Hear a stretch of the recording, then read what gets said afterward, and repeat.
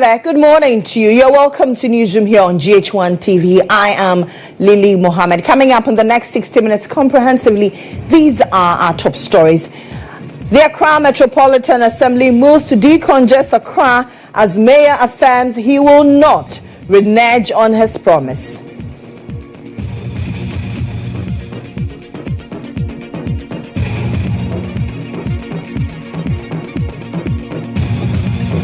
Also, civil engineer advocates for structural demolitions to curb perennial flooding.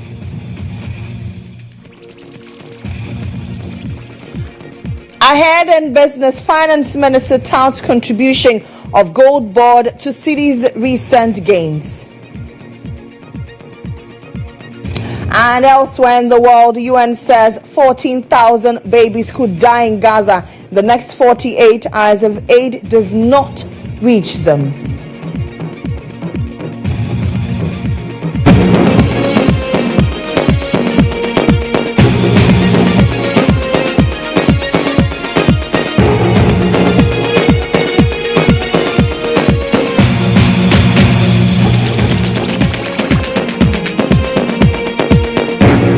Hello again. Once again, I am Lily Mohammed. In detailing the news, the Mayor of Accra, Michael Bakwa-Alute, has this morning led a team of personnel from the Assembly to rid the streets of traders in a bid to decongest Accra.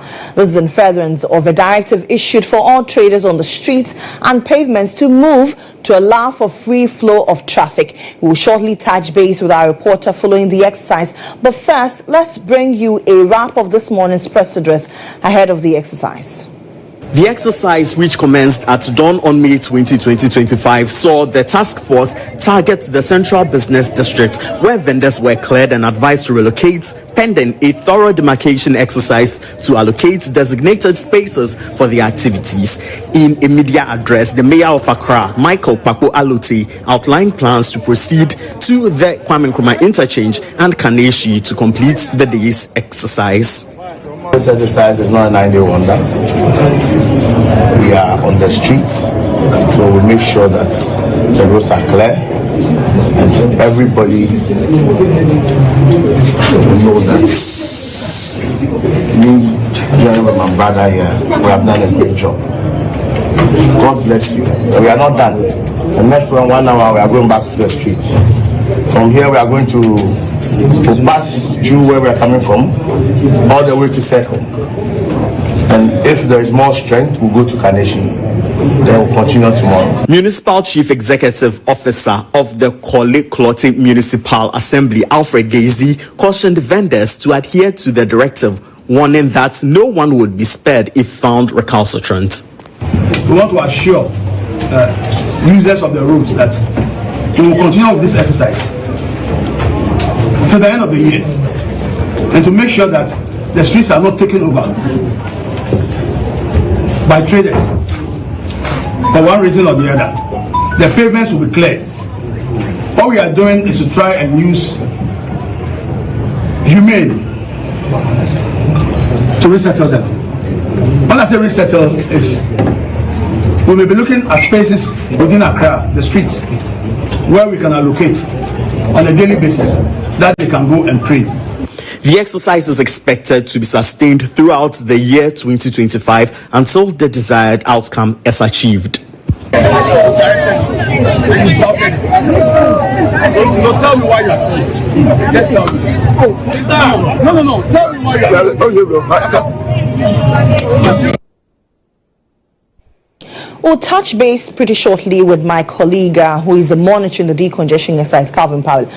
Meanwhile, traders in Accra Central are appealing to government to provide proper market facilities following a directive by the Mayor of Accra to remove all traders from the streets by May 20. They say the lack of designated trading spaces has pushed many onto pavements and the roads, contributing to congestion and poor sanitation in the city. My colleague Isaac Abila visited the Accra Central Market and now reports.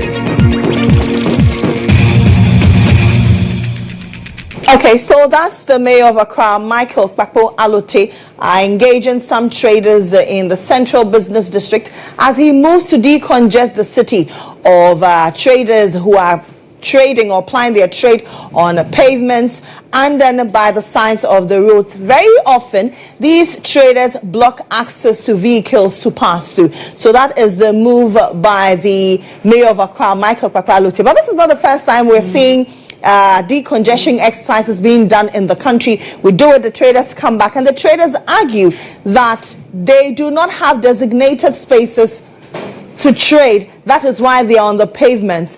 But let's engage a local governance analyst, Dr. Richard Fiadumo.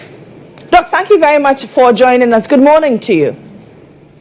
Yeah, good morning, my sister. How are you? I'm doing very well. I trust you're doing well too. Yeah, but great. I'm fine. Great. This is not the first time we're hearing of decongestion exercises. The current mayor says, I also want to engage in decongestion exercise to rid the city of insanity, for want of a better expression, to make the city very good for all of us, especially for drivers and commuters. Very often, it's difficult for drivers to drive through the central business district. Will this ever last? Thank you very much. I think the decongestion exercise is good because you can't have a situation whereby traders and hookers will take over streets that cars and lorries are supposed to fly. My only difficulty with this particular decongestion is that the new mayor has just been confirmed. I'm not too sure if he has even been in office for 1 week. So for me to do such a major exercise is a no-no for me. Because you see, the assembly was structured. I am not too sure if the mayor, he may have met his management, but he has not met the General Assembly. The General Assembly is the one that makes the bylaws and the policies for the Assembly, for the Chief Executive to run on. To whose project is it that immediately has been confirmed less than 1 week it should do the decongestion exercise? And one thing he should also know, in case he doesn't know, I want to tell him, that decongestion exercise, there are some political undertones in it. So the people who are selling on the street and other things, some of them have connections which you, the mayor, may not even have. It is the reason why I would have thought that just as they have come, you would have done stakeholder engagement, broader stakeholder engagement, because we are talking about economic issues, we are talking about livelihood. So you don't come to office less than 1 week and say you are doing decongestion exercise. So in principle, the decongestion exercise is good, but I think it's rationed, and in no time you will see that it will not be sustainable, because this is, like you rightly said in your intro, this is not the first time you are doing decongestion exercise. What is this? That any time any new mayor comes, he or she has to do a decongestion exercise. How come these decongestion exercises have not been sustained to the extent that the people go and come back onto the street? So this calls for broader stakeholder engagement and get the buy-in of the people who are quote-unquote misbehaving on the street. So for me, I think that this one, he just wants to welcome people there to know that he has taken the street. If not, this is not going to be an effective decongestion exercise. I can bet my last $14 on it. What is the sustainable way of ridding the city of traders on pavements and on the shoulders of roads? The sustainable thing that has to be done is for a broader stakeholder engagement. Get to understand why the traders are doing what they are doing. The traders argue that they don't have designated spaces. So has he provided the places to do them? No. So that's why I am saying that the decongestion exercise itself will be smooth if you get a proper buy-in to stakeholder engagement. Because you see, the people who are on the street are rational human beings. And they are doing what they are doing because they do not have any alternative. So if you don't engage them to get an alternative, and all you know is that, yes, I'm the new mayor, I'm going to stamp my authority, I'm going to do this, and because of that, less than 1 week in office, I could do congestion exercise. I want to tell you through your medium that he will fail. He will not be able to sustain it, and the people will come back, and it might even be worse than his came to meet it. Are you by this suggestion that he should stop the decongestion exercise? He should stop it immediately. What but why should he stop it? I mean, if they are a nuisance on our roads, why should he stop it? You see, we think that the mayor that just left office and he has come, why the issue is still persistent. If you think they came because NDC has come to power in January, there has not been any mayor of Accra, that is not the reason. So it is deeper than the EMA boss now thinks. And that's why I'm saying that I have not seen any person, a chief executive officer, you take office, you don't take your time to meet the people who are the management of the assembly, and the next thing you just say on air that you are going to do decongestion. I am just saying that the decongestion must be done because we all pass there and we don't like the fact that cars cannot be on the road and rubber is traded. The road is meant for cars to fly, not traded to trade. So the decongestion exercise is necessary, it has to be done, but I think it's being rushed and it's good. Okay. Thank you very much, Doc, for speaking to us. That's Dr. Richard Fiadumo. He is a local governance analyst. Now, civil engineer Abdullahi Muhammad is calling for coordinated action among stakeholders to tackle the ongoing issue of perennial flooding in Ghana. I'll tell you more. But let me engage my colleague Calvin Powell, who is accompanying the mayor of Accra, Michael Kpakpo-Alotey, on the decongestion exercise. Calvin, where are you currently and what's been the reaction from traders? Obviously, they say they don't have designated spaces. All right, so we are currently on our way to a restaurant by the name of Champion Dishes Traffic Light, which is also close to the next service.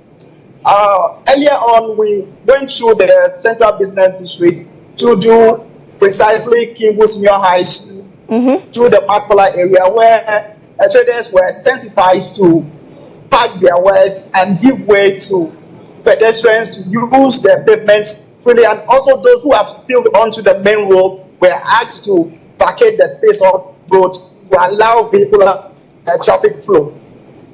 After that, we went for a 2-hour break, after which we resumed, and we are now on our way to Pamikma Cycle and also proceed to Kaneshi area for the exercise to continue. So today is basically more of sensitization of traders to actually make way from the pavement, and those that have taken over the major roads to also make way for them. And Mayor has been saying that he is not doing this with any agreement, but no, most of these traders also make their living from selling on the pavement and all that. But despite they living on the pavement to make ends meet, doesn't necessarily mean they should be allowed to continue doing it, as it also poses some kind of distress to other users of the road. So currently we are on our way to Sego to continue the sensitization, and he also mentioned that it's going to be a long exercise where there's not going to be a rest for a single day, but make sure that the city is rid of the congestion that we all experience on a daily basis. Right, but is he providing alternatives for these traders like they are crying? Yeah, he mentioned that on the pavement, there's going to be a demarcation. So they will be drawing a boundary where the vendors can be behind the boundary line and ply their trade, plus also making way for pedestrians and also vehicles have their way. So it's not going to be entirely asking them to leave the pavement, but there's going to be a demarcation on the pavement where pedestrians can have their way, further ply their trade, and a further engagement with them as to moving them permanently to market areas that will be provided the later day of the year. All right, please monitor, continue monitoring and update us subsequently. Civil engineer Abdullahi Muhammad is calling for coordinated action among stakeholders to tackle the ongoing issue of perennial flooding in Ghana. He says effective collaboration, particularly with district assemblies, is key. Sunday's downpour in the southern parts of the country cost 4 lives, damage to property, community displacement, and strain to both local and national authorities. Engineer Mohammed says flood mitigation efforts must include the demolition of structures built on waterways. He believes this will allow for proper flood control systems and reduce the overall damage to life and property. The minister has seen some ruthlessness in her. I'm sure that it can just descend onto the other local assemblies and then get structures, especially buildings which are actually sitting in the waterway, which are still under construction. There are two things. They get the permit. If they were not given permit, there's a law that mandates the assembly to demolish these structures. Have an issue from day one. If they got permit, they should question the engineers who were giving permit to these structures sitting in the water-prone areas. So I think that the president call is in the right direction. Let the assembly specialize on what the president has said and then demolish those buildings. I think we can have some peace of mind because there has been a new law which was passed in 2022, just 3 years ago, under 3 years ago. That is a new National Building Regulation, LI 2465. And 56, if I just permit me, it says that any land which is liable to flooding, which is seeing a development on it, that developer has to provide adequate flood control measures. Now, if you are putting your buildings in a river, which rivers are supposed to accommodate the water and gently get to Accra before they enter the Odo and then go to the sea, and you are reducing the area of the receptors, putting up buildings and warehouses, you and I cannot have those kind of money to go and first and foremost fill the rivers and put up these structures on them. These are millions of cedis and millions of dollars. So we should know where the problem is coming. In fact, even though there are areas in the Greater Accra where, whether you like it or not, even with the smallest precipitation, we'll have some floods there because of the lowest of the nature of the area. But some of them are becoming human-induced. And the earlier we go with the president directive, especially resetting the country, the better for all of us. At least we can minimize the extent of devastation when the rains come. Let's now head to the courts, where the High Court in Accra has deferred for the second time the plea taking of Professor Christopher Ameya-Akunfi, former board chair of the Ghana Infrastructure Investment Fund, GIF. Professor Ameya-Akunfi and CEO Solomon Asamoah face 6 charges, including causing a $2 million financial loss to the state. On May 13, 2025, Asamoah pleaded not guilty, but Professor Ameya-Akunfi was absent due to illness. The court, presided over by Justice Comfort Tasiame, adjourned the case to May 20 for Professor Ameya-Akunfi's plea to be taken, but the matter has been deferred again. Our legal affairs correspondent Mutala Inusa joins me via Zoom with more. Captain, if you are there, what more can you share with us at this time? Well, Lily, the court was hoping that Professor Ameya-Akunfi would have been present in court for his plea to be taken. Remember that last Tuesday, when the charges were prepared for the first time, he was absent, and the reason given was that very morning or that very day, he was rushed to the hospital, for which reason Justice Comfort Tasiame adjourned the matter to today, hoping that today he will be present in court for his plea to be taken. Remember that the first accused person, who happens to be Solomon Asamoah, the CEO, the former CEO of GIIF, has had his plea taken, is pleaded not guilty. But the latest information is that even though he has been granted bail, he is still in lawful custody. He's not been able to meet his bail conditions yet. So today's business was for Professor Christopher Ameya-Akunfi's plea to be taken. However, when the case was called, his lawyer indicated to the court that this dawn, he was rushed to the emergency ward at the University of Ghana Medical Center, and for which reason he was absent to the court in court. And this actually made the court observe that at the last court sitting, he made a similar prayer that he was rushed to the hospital moment when the case was supposed to come on. Today, he made a similar prayer. What is happening? At this particular point in time, the lawyer requested that they pray that hopefully by Friday he should be well and be brought to court so that his plea will be taken. Deputy Attorney General Dr. Jesu Sai said that, look, the court observed right to say that at the last court sitting, a similar prayer was made that the professor was taken to hospital the day he was supposed to be in court.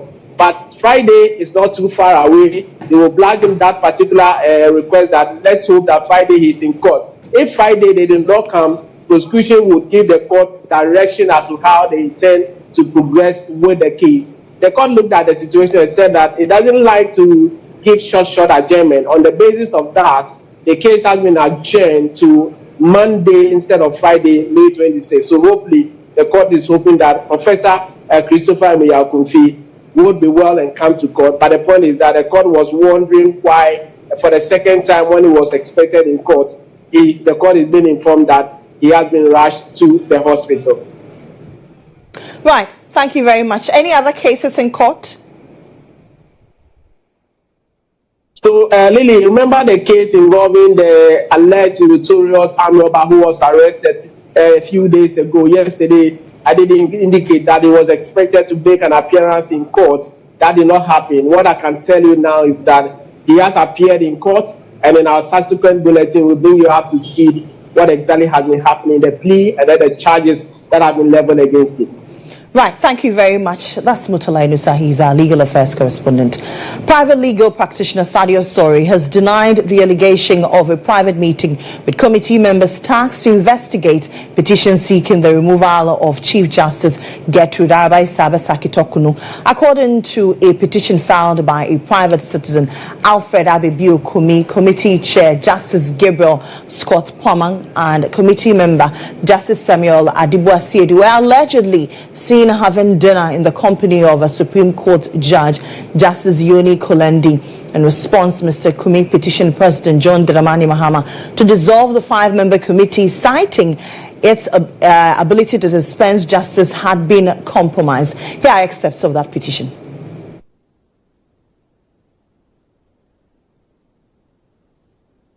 Respectfully, I deem it my duty to bring to your attention the conduct of some members of the committee set up by your good self, which clearly has compromised their fairness and brought the committee into disrepute.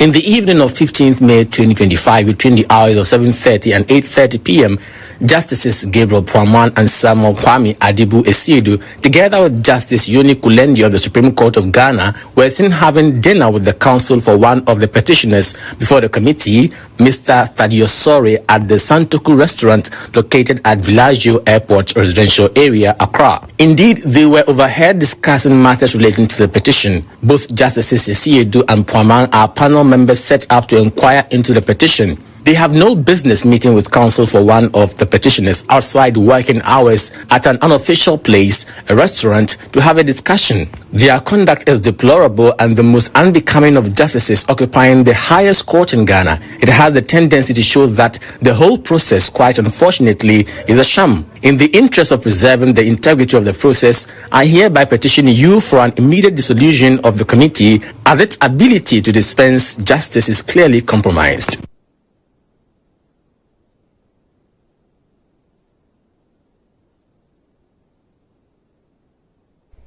Still on the Chief Justice's removal, a new poll assessing public support for the removal of the Chief Justice shows that 52% of voters, just over half, supports the move, while 20% are opposed to the move.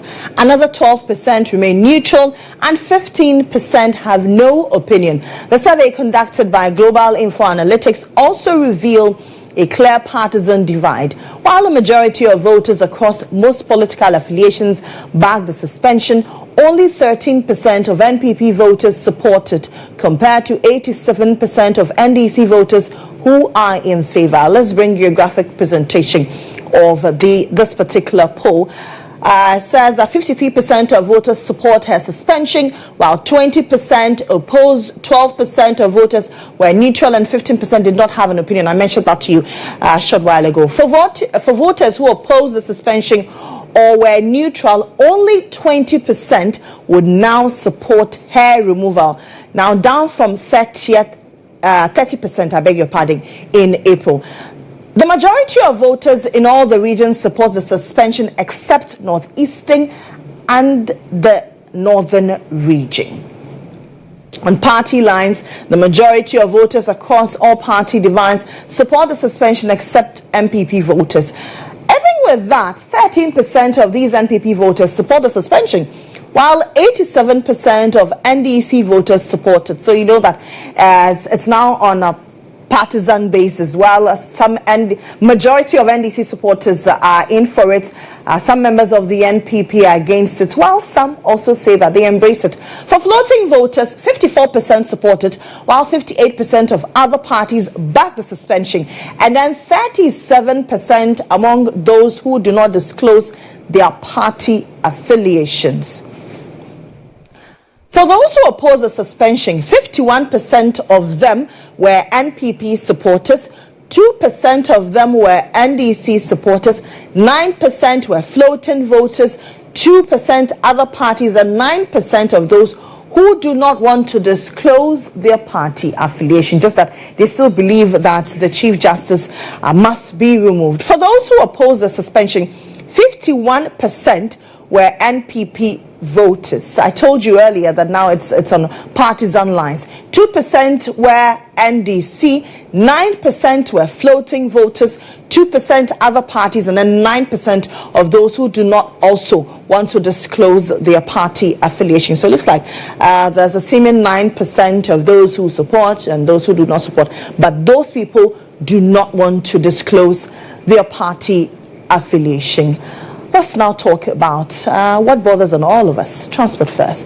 Good news for commuters as the Ghana Private Road Transport Union, the GPRTU, has announced a reduction in transport fares by 15% effective Saturday, May 24. This decision comes after a meeting between the union's national executive and the Minister for Transport. Deputy Public Relations Officer for the GPRTU, Samuel Asamoah, has joined us for a conversation. Thank you very much for joining us. Good afternoon to you. Well, it's still morning, minutes to 12, so still morning. Good morning to you. Good morning. My name is Samuel. Okay. I heard you mention that. Okay. I beg your pardon, yes. Samuel Asamoah. Right. What is accounting for this particular decision to reduce transport fares? Is it because of the depreciation? Of the Cedi's appreciation against the dollar? Okay. Thank you very much. You see, when it comes to transport fare issues and then talking about the fares increasing or reduction, we have components that we do check before we do that. Components like the spare parts, lubricants, taxes, and then the petroleum product.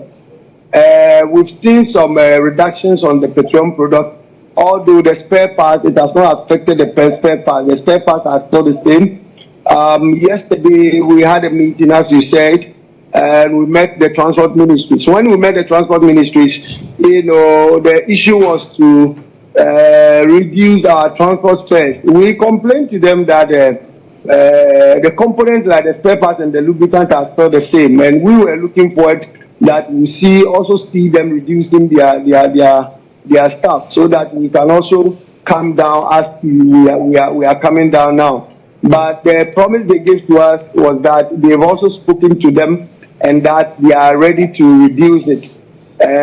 So finally, we so decided and we all agreed and did the calculation and come out with this 15% reduction that is supposed to take effect from coming Saturday 24. So basically, it's not basically because of the dollar rate, but we always look at the fuel product and the other components.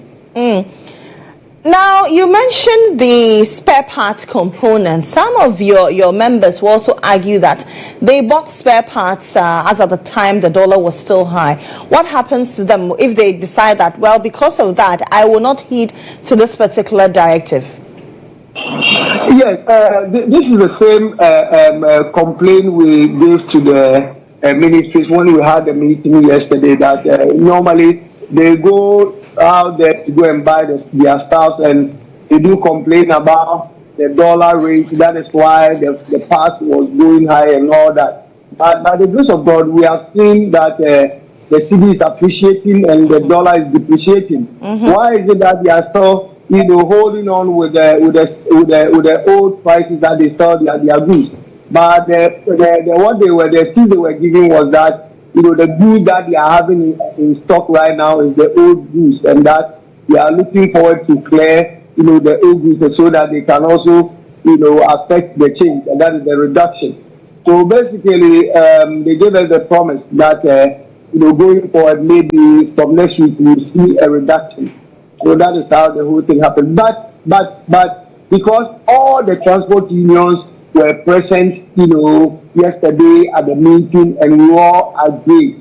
And so therefore, we are also urging all our members to adhere to these directives. In case or in the event of any member of your association flouting this, what would you do? Okay, so if a driver, belongs to our union and, decided not to go by this directive, we have an internal sanction that we will apply. But, most of the time we do face challenges from those drivers that don't belong to any of the unions. And for those ones, we are also, talking to them that whenever there is increment, they join us to increase. Why is it that now that we are reducing it, they also don't join us to reduce? But then if you're a passenger and you join such vehicles and such drivers say that you will reduce, the best is to report to the authorities for them to, force them to do the right thing. But if the driver also belongs to a union, and it's better you report to the union officers for them to also make sure that the right thing will be done. All right, thank you very much, Samuel. That's Samuel Amwa. He is the deputy PRO for the Ghana Private Road Transport Union. Meanwhile, commuters are excited about the announced reduction. Some of them have been sharing the excitement with us. It's a good development, but then what I'm saying is it should reflect, you understand, because the taxi drivers, they're also human beings. They eat, they also buy things from the market. Those the source of income, they make a living through that taxi. So when they reduce the price and the price of things are not reduced in the market, it will not reflect, and thereby making it hard on them. So it's not about reducing it for them reducing it, but also reflect in the market the cost of buying things, so that also it will be equal. Fuel prices has been reduced. This means that transportation fares too will come down. However, the market women who sell in the market should also consider reducing their prices, because any price they put in the market there reflects on our housekeeping efforts. We will not reduce the fuel prices. Everyone wants their child to live in comfort. Who will inconvenience his child for the rich to enjoy?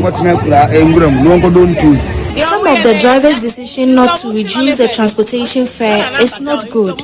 The dollar rate has been reduced, so they should reduce it.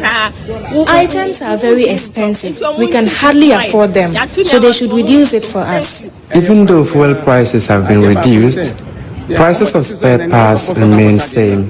This means that it costs us a lot to purchase spare parts, especially at Apostle Kain.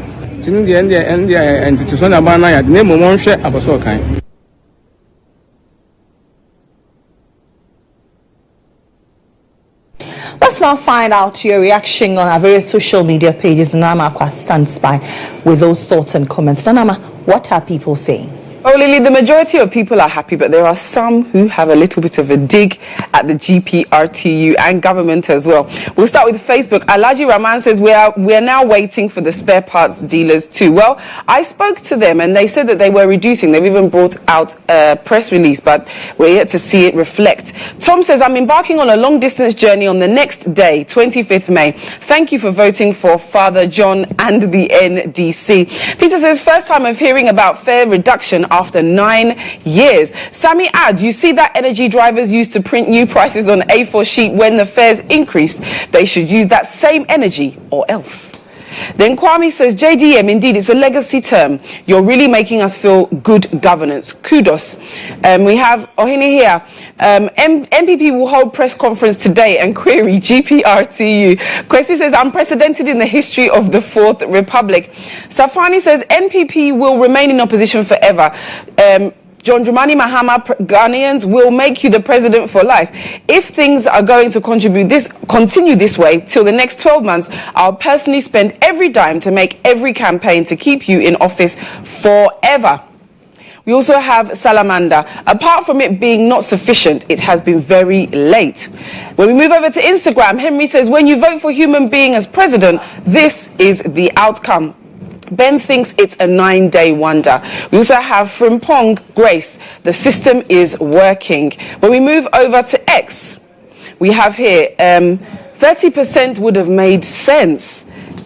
We also have Joshua. We always hear fares have dropped, but the drivers do take the older fares from us, which the GPRTU needs to do something about. And he spoke about that when he spoke to Lily. My name is Nanama Aqua. Continue to send us your messages on Instagram, on Facebook, and on X. We can't wait for Saturday when the fares are supposed to drop. Lily, back over to you.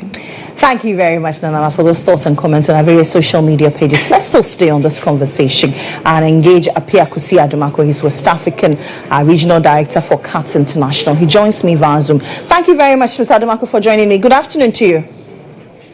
Good afternoon, and good afternoon to your viewers. Right. Some commuters say that this 15% is woefully inadequate. From our social media comments, some are even suggesting 30%. Okay. First, I would say that the GPRTU has become more like a cartel organization. Oh, okay. They sit around and they fix prices. And prices will not go down because they are not facing any competition from any other service operators. Mm-hmm. For example, if Ayalololo and Metro Mass Transit were to be working in our cities and communities and in towns, and they have reduced their prices by 30% or 20%, they reducing their prices by 25 or 30% will put a competitive pressure on the GPRTU, Protour, and other private transport organizations to also reduce their prices. Here is the case: they do not face any competition.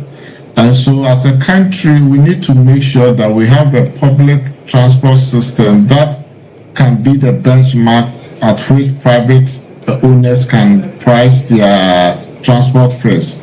Unfortunately, we've allowed the Ayalolo to collapse. Just last week, one of their terminals in Adenta was used as a DVLA center. Now it's private schools that have started renting Ayalolo buses, and it is wrong. That was not how it was designed for. And I think that as a country, if we want to have a competitive lorry fare, we need to make sure that the public investment in public transportation is made a key. All right. Thank you very much for speaking to us. Piakusi Adumako is the West African Regional Director for CATS International. Let's now turn our attention to railways, where the Railway Workers Union has threatened to embark on an indefinite strike over the unpaid arrears and poor conditions of service. The union, in a press statement, expressed disappointment in how the issue has been handled and demanded immediate actions be taken by management or face a complete shutdown on May 30.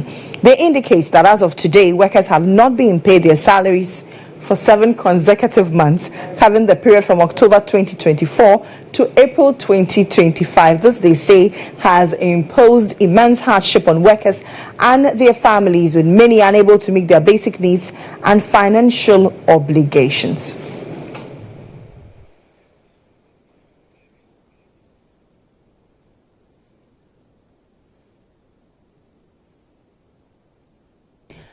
Let's now engage Michael Clements. He's the vice chairman of the union in Accra, Union of Railway Workers here in Accra. Thank you very much for joining us. Good afternoon to you, sir.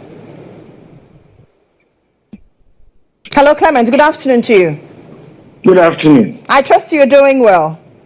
By the grace of God, even though we don't have money. Ebefa. But why did you call off the first strike? Yes, you know, we were trying to hear something from our management. Mm-hmm. And where they came to speak to us, upon consultation with our national level, national also issued a statement to the minister. So, on good faith level, we decided to suspend what we started last Monday, pending what the minister would tell us by the deadline we have given. Yeah. That is why we have suspended the sit-down strike. Okay. So the deadline has elapsed, has it? No, it hasn't. It hasn't. We have given them up to 30th. Okay, up to 30th. And yes. Before the 30th, I mean, you've indicated that you want to strike and are asking for your demands to be met. What has been the response to all these concerns you've raised? Indeed, from last Monday, what we were saying that we were not hearing anything from our management. Yes, they were not telling us whether they are going to pay us. That is why we decided to sit down. But they spoke to us. Even though we were not satisfied, we have given them up to 30th to do whatever they think or they say they want to do. So we are giving them up to 30th. That is how we have sustained our stand on the sit-down strike. Okay.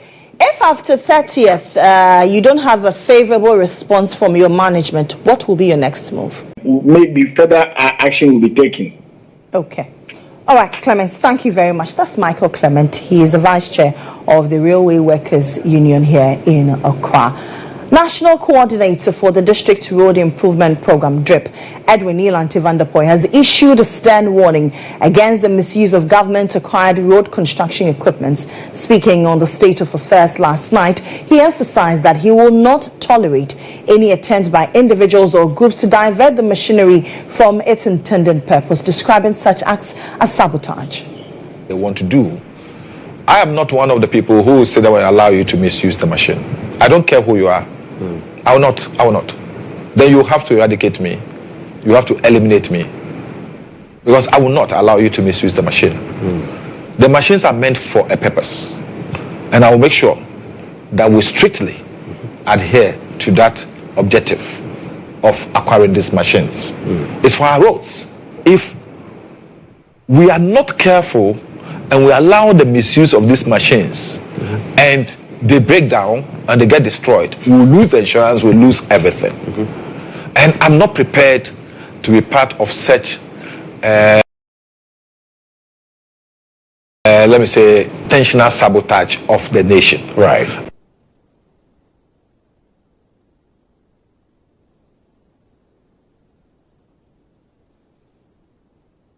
Now, the former Odo MP has also taken a swipe at the leadership of the minority in the 9th Parliament, describing the approach as an ineffective and overly fixated one on partisan politics. You say I'm disappointed in them a bit. You know, one thing I came to observe in Parliament is that experience matters a lot. Right. The ability of their current leadership to be able to properly whip their people has been poor. And as a legislature and a minority, they've been too political. Too political. And so they are making themselves engrossed in petty issues that shouldn't be an issue for a minority.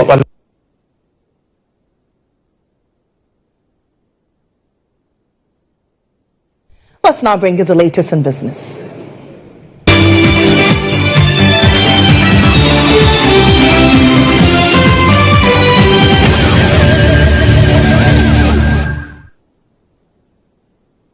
Has credited the Ghana GoldBod for its significant role in stabilizing the Ghanaian cedi. Speaking at the inauguration of the new GoldBod board, Dr. Forson said the institution's gold reserve accumulation strategy is already bearing fruit and helping to strengthen the economy. He praised the board's efforts, stating that the cedi's recent appreciation is a statement or a testament to the sound policies and strategic interventions being implemented. Distinguished members of the board, I'm pleased to observe that the GoldBod has already begun to fulfill its objective and has contributed immensely to the recent stability of Ghana cedi through the gold reserve accumulation and gold buying accumulation. As at May 13, 2025, the Ghana cedi has solidified its position as the standout performer among global currencies, achieving a remarkable 16.7% appreciation against the US dollar year to date. 16.7%. This marks a significant reversal from the 13.4% depreciation observed in the same period in 2024. So 2024, from January to March 13, the currency depreciated by 13.4%. Today we are seeing a reversal, 16.7% at the same period. Now, the Office of the Registrar of Companies is introducing new digital reforms to streamline business registration and promote compliance. During her visit to the Ashanti region, the Acting Registrar of Companies, Mohammed Pepra, highlighted several initiatives aimed at making it easier for Acting Registrar of Companies Mohammed Pepra went on a working tour to the Ashanti and Bono regions, pledging to address key challenges in business registration and compliance. During a courtesy call on Ashanti Regional Minister Dr. Frank Amwakuhene, she outlined steps being taken to improve the system. To enhance access, the Registrar's Office said it is preparing to launch a new mobile application that will allow individuals to register businesses from home. The Registrar also introduced a new measure under the Companies Act, which enables insolvency practitioners to support struggling businesses rather than defaulting to liquidation. Mohammed Pepra stressed the need for public education on these new interventions, saying the ORC is already working in districts to ensure compliance. Our mandate is also to ensure compliance, inspections and compliance. So we've been undertaking some of these exercises, going to the various districts to ensure that they comply with the processes. 2 years ago, we started procurement of a new app which will allow people to register their businesses from their household. Easy access. It's being tested. It will be piloted and soon will make registration of businesses very easy. You are able to download your certificate without having necessarily traveled to our offices. Ashanti Regional Minister Dr. Frank Amwakuhene welcomed the reforms and noted a recurring challenge. He disclosed many business owners come to his office seeking government support without registering their businesses first. Few people actually register their companies, and it becomes difficult when you need to provide some support or assistance to them, because you cannot deal with them in their individual capacities. Even if it's a sole proprietorship, they should be registered. If it's a company, limited liability, it should be registered, so that when you are providing support, you are providing support for an entity as registered by law. We should reach out more so that people will understand the services we provide and the need for them to actually register with us. The regional minister also called on the registrar to decentralize her outfit's operations to the district level. As a government interested in local participation, we have 43 districts. Let's see how best we will be able to see if we can initiate some more decentralization efforts so that services that are exclusive in our regional offices can be made available to the district offices. So they would not need to travel all around from their districts to come to Kumasi for their registration processes. The ORC and the Ashanti Regional Coordinating Council say they are committed to working together to build a more business-friendly environment in the region.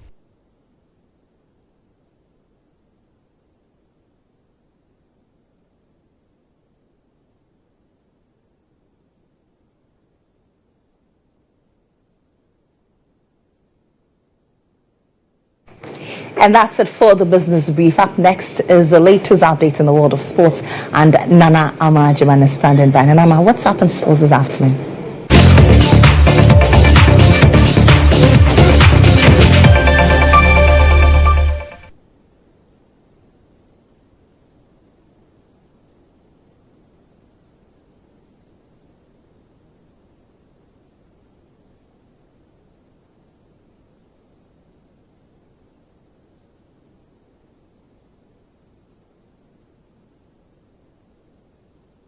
Hi there, I am Nana Ama Ajima. Now, former sports minister Nilante van der Poel has stated that the national team budget should be made public. His comment comes after the current minister Kofi Adams stated that the national team budget should not be out at the moment. I think for everything, budget of our sporting federation must be known. Right.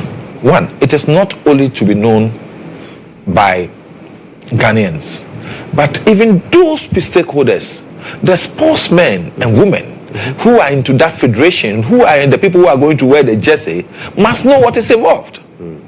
So, for example, if we're going to play a match, Ghana is going to play Nigeria, let's say, for example, the players themselves must know what they are entitled to before the match. We should be open to it and say, look, we don't have money. This is how much we are going to give you. So that if there is anybody there who thinks that he is consumed by the spirit of greed, so he wouldn't want to take that money, so he won't play, let him go away. You understand? Right. To prevent the grumbling and the sort of dissatisfaction that sometimes follow up on our matches. There's no money, go, we shall get the money and send it to you. No, we said, look, for this match you are coming, we don't have money now. He also commended the sports minister for swiftly intervening to investigate the death of Nigerian boxer Gabriel Oluwasegun, who died during a bout at the Bukom Boxing Arena in March. One of the commendable things I will say about him even within this short time is the immediate step he took to set up a committee to investigate the death of a Nigerian boxer in Accra. It's highly commendable. And that you understand the committee has presented its report. That is good. That is fast. That is very... It immediately dissolved the sort of tension that was being created between Ghana and Nigeria within the sporting arena, because the sort of statement that were made by the president of the Nigerian Nigerian Boxing Federation was a bit was undiplomatic. And so the way he acted, highly commendable. So far, I would say Kofi has been good. I wish, and he's also had a very good transition at the Ghana Olympic Committee. 7 point. Although the team is just 1 point ahead of BBN Gold Stars in second, they are favourites to clinch the league title this season. Meanwhile, Legon City's football club has been relegated following Monday's heavy defeats to Nations FC.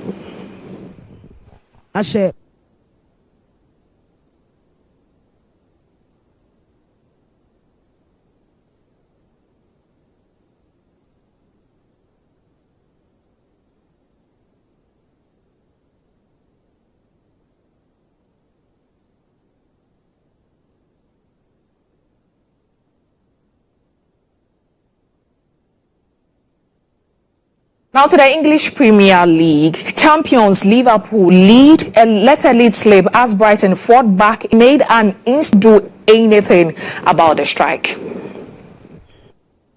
For that sports update, let's head to the entertainment zone, shall we?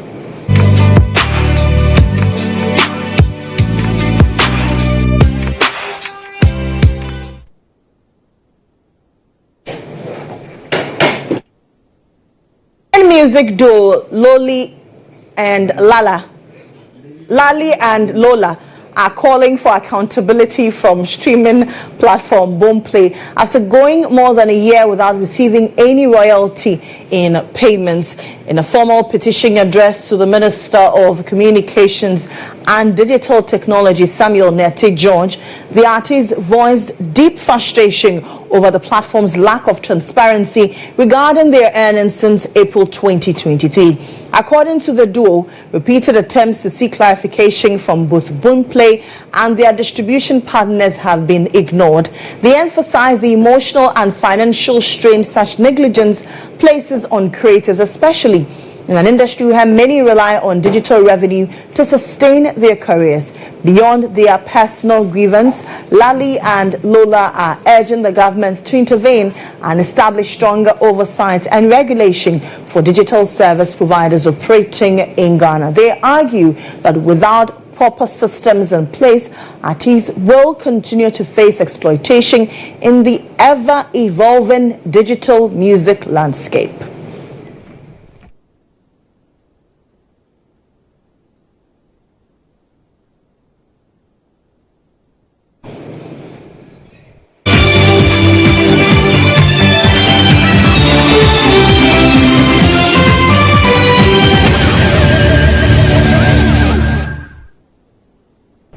Now, the United Nations says up to 14,000 babies could die in Gaza within the next 48 hours if more aid doesn't arrive. Since Israel ended its 11-week blockade, only 5 trucks have made it in on Monday, but that aid hasn't reached those in need. Israeli airstrikes killed at least 38 Palestinians in just 30 minutes overnight, according to Gaza medics. The strikes came as the UK, France, and Canada called on Israel to halt what they described as a renewed military offensive and to allow more humanitarian aid in. Israeli Prime Minister Benjamin Netanyahu responded saying the war can end tomorrow if Hamas releases the hostages and lays down its arms. An estimated 58 hostages are still being held in Gaza. As many as 23 are believed to be alive. And that's it for the news. For more news updates, kindly log on to starfm.com.gh. My name is Lily Mohammed. Good afternoon to you.